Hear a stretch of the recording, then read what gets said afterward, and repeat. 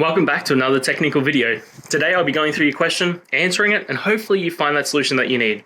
Guys, remember to stay just a little bit crazy like me, and hopefully you get to that resolution. Now, let's continue on.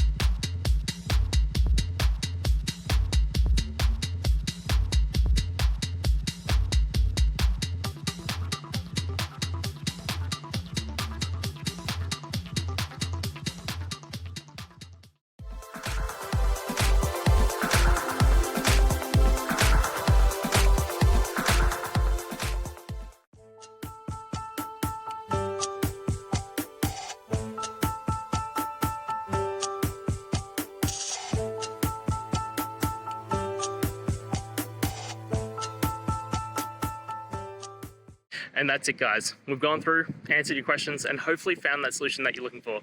If we did, please hit subscribe. I'd really appreciate it.